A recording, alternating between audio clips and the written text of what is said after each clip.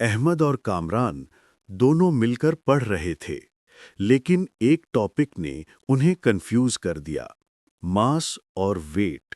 उन्हें समझ ही नहीं आ रहा था कि दोनों में असल फर्क क्या है। यार कामरान, ये मास और वेट में असल फर्क क्या है? मुझे तो दोनों सेम लगते हैं। हाँ यार, मुझे भी समझ नहीं आता। चलो ना सर से पूछ कर आते हैं, वो जरूर सिंपल तरीके से समझा देंगे। सर, मास और वेट का फर्क हमें समझ नहीं आ रहा। दोनों एक जैसी चीज लगती है। देखो बच्चों, मास का मतलब है किसी चीज के अंदर कितना मैटर है। मैटर मतलब वो जो चीज उसको बनाता है।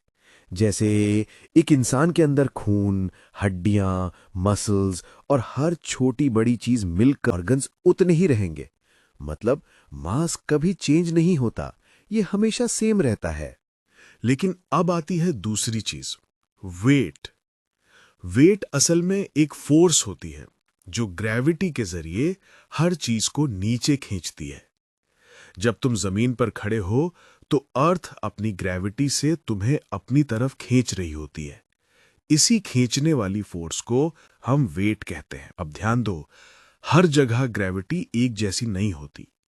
अर्थ पर ग्रेविटी ज्यादा है, इसलिए हम यहां भारी महसूस करते हैं।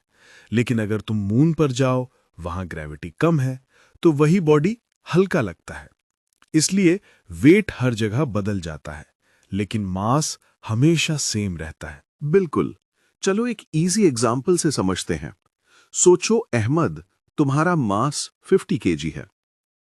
अर्थ पर gravity 9.8 metre per second square है, तो तुम्हारा वेट होगा equals to 50 into 9.8 is equal to 490 Newton.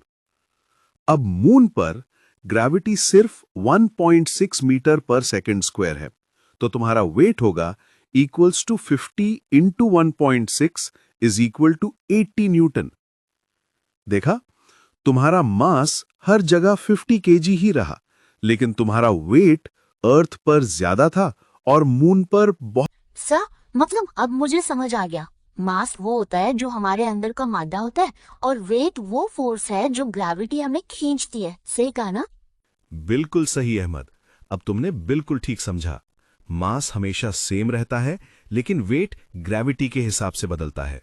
Sir, आज तो हम बिल्कुल कंफ्यूज थे, लेकिन आपने तो इतना आसान तरीके से समझा दिया कि सब क्लियर हो गया।